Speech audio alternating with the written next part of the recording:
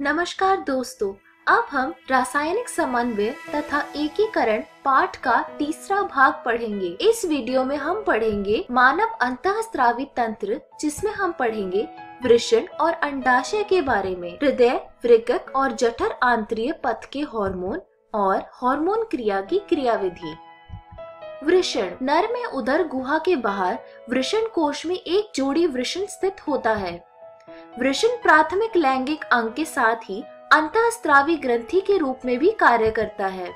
वृषण शुक्राजन नलिका और भरण या अंतराली उत्तक का बना होता है। लेडी कोशिकाएं या अंतराली कोशिकाएं अंतरनलिकीय स्थानों में उपस्थित होती है और एंड्रोजन या नर हार्मोन तथा टेस्टोस्टेरोन प्रमुख हार्मोन का स्राव करती है। एंड्रोजन नर के सहायक जनन अंगों जैसे एपिडिडाइमस, शुक्रवाहिका, सेमिनल वेसिकल, प्रोस्टेट ग्रंथि, यूरेथ्रा आदि के परिपक्वन और क्रियाओं का नियमन करते हैं। ये हार्मोन पेशीय वृद्धि, मुख और अक्षीय रोम की वृद्धि, क्रोधात्मकता, निम्न स्वरमान या आवाज इत्यादि को उत्तेजित करते हैं। एंड्रोजन शुक्राणु निर्माण की प्रक्रिया में प्रेरक भूमिका निभाते हैं।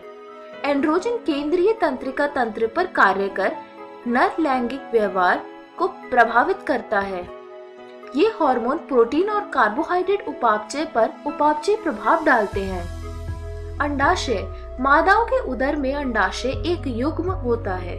अंडाशय एक प्राथमिक मादा लैंगिक अंग है जो प्रत्येक मासिक चक्र में एक अंडे को उत्पादित करते हैं। इसके अतिरिक्त अंडाशय दो प्रकार के स्टेरॉइड हार्मोन समूहों का भी उत्पादन करते हैं, जिन्हें एस्ट्रोजन और प्रोजेस्टेरॉन कहते हैं। अंडाशय अंडपुटक और भरण उत्तक का बना होता है। एस्ट्रोजन का संश्लेषण एवं स्राव प्रमुख रूप से परिवर्धित हो रहे अंडाशय पुटकों द्वारा होता है। अंडोत्सर्ग के पश्चात विखंडित पुट्टिका कॉर्पस ल्यूटियम में बदल जाता है और जो कि मुख्यतः प्रोजेस्टेरॉन हार्मोन का स्राव करता है। एस्ट्रोजन स्त्रियों में द्वितीयक लैंगिक अंगों की वृद्धि तथा क्रियाओं का प्रेरण, अंडाशय पुट्टिकाओं का परिवर्धन, द्वितीयक लैंगिक लक्षणों का प्रकटन, स्तन ग्रंथियों का परिवर्धन इत्यादि अनेक कार्य करता है।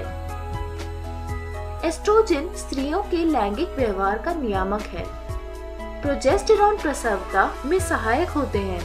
प्रोजेस्टेरॉन दुग्ध ग्रंथियों पर भी कार्य करके दुग्ध संग्रह कुपिकाओं के निर्माण और दुग्ध के स्राव में सहायता करते हैं। हृदय, वृक्क और जठर आंत्रिय पथ के हार्मोन। अब तक आप अंतःस्रावी ग्रंथियों और उनके हार्मोन के बारे में समझ चुके होंगे। यद्यपि पहले इंगित किया जा चुका है कि हार्मोन का स्राव कुछ अन्य अंगों द्वारा भी होता है जो अंतःस्रावी ग्रंथियां नहीं हैं। उदाहरण के लिए हृदय के आलिंद भित्ति द्वारा एक पेप्टाइड हार्मोन का स्राव होता है, जिसे एट्रियल नाट्रियूरेटिक कारक यानी ANF कहते हैं। ये रक्त दाब को कम करता है। जब रक्त दाब बढ़ जाता है तो ANF स्राव और इसकी क्रिया के फलस्वरूप रक्त वाहिकाएं विस्फरित हो जाती है तथा रक्त दाब कम हो जाता है। वृक्क में जक्स्टाग्लोमेरुलर कोशिकाएं एरिथ्रोपोएटिन नामक हार्मोन का उत्पादन करती है, जो रक्ताणु उत्पत्ति को प्रेरित करता है। जठर आंत्रिय पथ में के विभिन्न भागों में उपस्थित अंतःस्रावी कोशिकाएं चार मुख्य पेप्टाइड हार्मोन का स्राव करती है: गैस्ट्रिन, सिक्रेटिन, कोलेसिस्टोकाइनिन और जठर अवरोधी पेप्टाइड GIP। गैस्ट्रिन जठर ग्रंथियों पर कार्य कर हाइड्रोक्लोरिक अम्ल और पेप्सिनोजेन के स्राव को प्रेरित करता है। सिक्रेटिन बाह्य स्रावी अग्नाशय पर कार्य करता है और जल तथा बाइकार्बोनेट आयनों का स्राव को प्रेरित करता है। कोलेसिस्टोकाइनिन अग्नाशय और पित्ताशय दोनों पर कार्य कर क्रमशः अग्नाशय एंजाइम और पित्त रस के स्राव को प्रेरित करता है। GIP जठर स्राव और उसकी गतिशीलता को अवरोध करता है। अनेक अन्य उत्तक जो अंतःस्रावी नहीं है कई हार्मोन का स्राव करते हैं, जिन्हें वृद्धि कारक कहते हैं। ये वृद्धि कारक उत्तकों के सामान्य वृद्धि और उनके मरम्मत और पुनर्जनन के लिए आवश्यक है। हार्मोन क्रिया की क्रियाविधि। हार्मोन लक्ष्य ऊतकों पर उपस्थित हार्मोन ग्राही विशिष्ट प्रोटीन से जुड़कर अपना प्रभाव डालते हैं। लक्ष्य कोशिका झिल्लियों पर उपस्थित हार्मोन ग्राही झिल्ली योजित ग्राही और कोशिका के अंदर उपस्थित ग्राही अंतरा कोशिकीय ग्राही कहलाते हैं, जिसमें से अधिकांश केंद्रीय ग्राही होते हैं। हार्मोन ग्राहियों के साथ जुड़कर हार्मोन ग्राही सम्मिश्र का निर्माण करते हैं। प्रत्येक ग्राही सिर्फ एक हार्मोन के लिए विशिष्ट होता है, अतः ग्राही विशिष्ट होते हैं। हार्मोन ग्राही सम्मिश्र के बनने से लक्ष्य ऊतक में कुछ जैव रासायनिक परिवर्तन होते हैं, अतः लक्ष्य ऊतक में उपापचय एवं कायिकी का नियमन हार्मोन द्वारा होता है। रासायनिक प्रतिकृति के आधार पर हार्मोन को समूहों में विभाजित किया जा सकता है। पेप्टाइड, पॉलीपेप्टाइड, प्रोटीन हार्मोन जैसे इंसुलिन, ग्लूकागॉन, पीयूष ग्रंथि हार्मोन, हाइपोथैलेमिक हार्मोन आदि। स्टीरॉयड हार्मोन उदाहरण के लिए कॉर्टिसोल, टेस्टोस्टेरोन, एस्ट्राडियोल और progesterone. Iodothyronine thyroid hormone. Amino अम्लों के व्युत्पन्न उदाहरण के लिए एपिनेफ्रिन।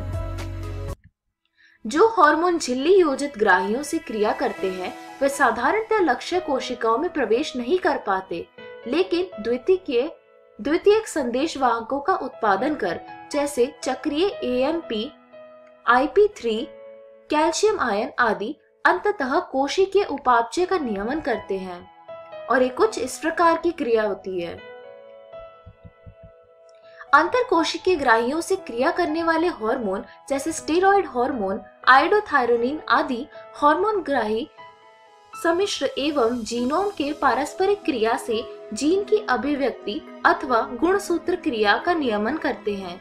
संयुक्त जैव रासायनिक क्रियाएं शरीर के कार्य की तथा वृद्धि को प्रभावित करती हैं और ये कुछ इस प्रकार की क्रिया होती है। इस वीडियो में हमने सीखा मानव अंतःस्रावी तंत्र में वृषण और अंडाशय के बारे में, और इसमें हमने पढ़ा हृदय, वृक्क और जठर आंतरीय पथ के हार्मोन और हार्मोन क्रिया की क्रियाविधि। इसी प्रकार हमने यह पाठ समाप्त किया। धन्यवाद।